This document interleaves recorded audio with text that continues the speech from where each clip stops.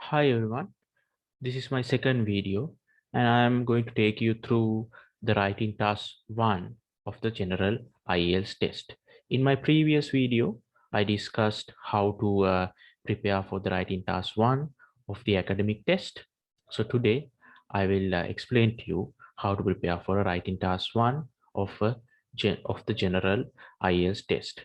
So in this video, I'm going to tell you what the structure is going to look like when you are writing a letter. You know that for the general test, as the writing task 1, you need to write a letter. So that letter can be a personal letter, it can be a semi-formal letter, or it can be a formal letter.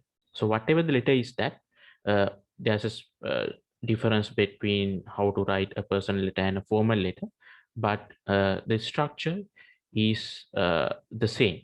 So I'm going to take you through a personal letter today, but in my upcoming videos, I will take you through the semi-formal letters as well as formal letters. So this example, I extracted it from Cambridge IELTS book 11. So if you have the book or if you can download it, then you can find the task that I'm going to explain today. So this writing task 1, you need to spend about 20 minutes. It's same like the academic test. In the writing task 1 of the academic test also, you need to spend around 20 minutes. Here also you need to spend around 20 minutes.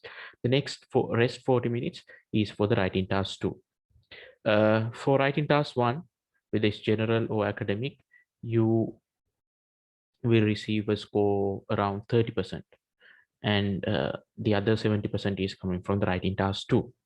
So you will get a separate band score for writing task 1 and writing task 2, and the average of those band scores will be your overall writing task score.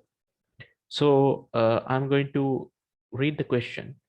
You recently received a letter from a friend asking for advice about whether to go to college or to try to get a job. You think he or she should get a job. So that's your opinion. That's what you need to emphasize in this letter. So when you're writing this letter to your friend, you need to mention or you need to address the following points. You need to mention, you need to say why he or she would not enjoy going to the college, and explain why getting a job is a good idea for him or her, and suggest types of job that would be suitable for your friend. So you need to address these three main points, and you need to write at least 150 words, and you don't need to write any addresses. The letters that you are writing for the IELTS test, you don't need to mention any details such as address.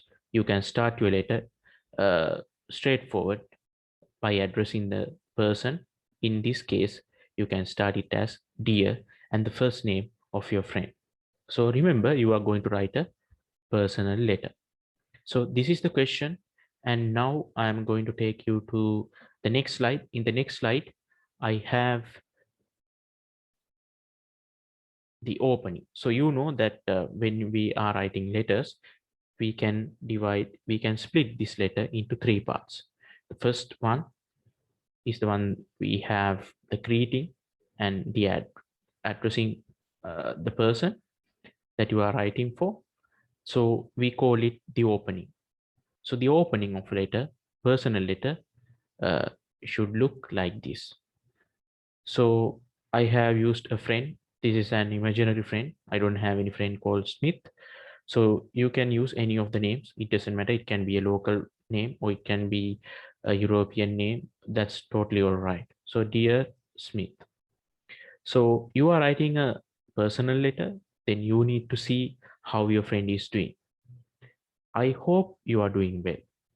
Thanks for seeking my advice before you decide whether to do a job or go to college. First, you need to thank your friend, because usually people don't come to us when they need advice. I don't know about your friends, my friends, they don't. So first, you need to thank your friend. Thanks for seeking my advice before you decide whether to do a job or to go to college. So here you are taking the approach to the letter. You can't just directly get into the business addressing the 3 points that we saw in the previous slide. You need to have an opening. You need to greet your friend. You need to check he or she is doing, and also you need to thank him or her for seeking your advice. So then you are mentioning what is your thought, or where do you stand on this matter. So to my friend, I'm telling, I think, Smith, getting a job is the most suitable option for you at the moment. I still didn't start addressing the 3 points, but here I'm just taking an approach for this letter in the opening itself. So the reader is clear on what I am going to write in the next chapter, which means next paragraph. So let's go to the next paragraph. We call it the main body. Main body means the body of this letter. So I have split this body into three uh, paragraphs. The reason is we have to address three different points. So when you dedicate one paragraph for each point, it's very clear and it doesn't confuse the reader, which means your examiner. So this is a linking device. As you know, it is a linking device. That's how you create, using these linking devices, that's how you create a connection between the paragraphs. So after finishing my first paragraph, is just 2 sentences, but it's considered as one paragraph. I am directly going to address the points. As you know, college studies involve a lot of exams and assignments. You won't enjoy them very much because you didn't do them properly even at school. So I'm kind of mocking my friend, but it is a valid point. If you didn't do your assignments and exams at school, how are you going to do it at the college? So that's my personal opinion about my imaginary friend Smith. So you can use any of the uh, reasons that you have in your mind, your thoughts. And the last sentence of the first paragraph I have mentioned, also a lot of money needs to be allocated for higher studies. That is a true fact. You need to allocate lots of uh, money if you're going for higher studies. Then the second uh, paragraph, I need to address why it is a good idea for my friend to get a job. So I'm starting the second paragraph like this. Considering your age, it's good to have a steady monthly income. I mean, it is good to have a steady monthly income for anyone, but in this case, I'm especially addressing my friend. So that will be a relief for your family too. In case you need to move out of your parents' house, having a job will help that as well. So that's the second point. I have addressed that. Third one, I need to mention what type of a job is suitable or is good for my friend. So I'm assuming that he is good at technology. So since you are good at computer technology, I suggest you look for jobs in this field, where anything related to the technical side will do for time being. Because at the moment I'm suggesting him, if it is related to computer technology, ICT, that's great. But what but however, because of the situation, getting a job in the technical field will be a good idea for you. So I have addressed the points. So you can see that I haven't used many sentences. Reason is, when you even though you have 20 minutes, you can't spend all the 20 minutes writing this. You have to first plan what are you going to write in each paragraph, and you need to have a sketch, and you need to think how are you going to start the letter, and also you need to think how are you going to close the letter. And these things are important. You need to at least spend about 2 minutes writing the sketch and preparing your thoughts. Then at the end of the letter, you need to spend another 2 minutes to check if everything is in order, and if you have made any spelling mistakes. That is crucial, because if you spend all your 20 minutes just writing, it's not going to be a good task. So you have to always spend about 4 minutes for proofreading and also for preparing to write. So the other 16 minutes you can write, then it will, at the end, it will look like a good letter, and it will be interesting to read. So your writing should be always interesting for the reader. Then only you will be able to score a good mark for your writing task, whether it's writing task 1 or 2. So then I have addressed the main points.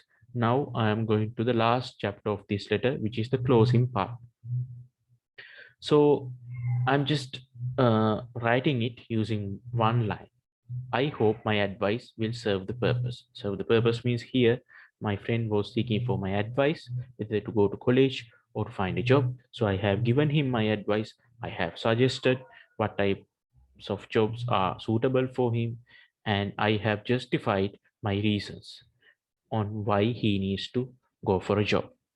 And I mean, as usual, you are writing to when you're writing to a friend, you might want to hear, uh, hear back from your friend. So you can write, looking forward to hearing from you. So I'm closing the letter saying, love, Malin. That's my name. You can use your name there.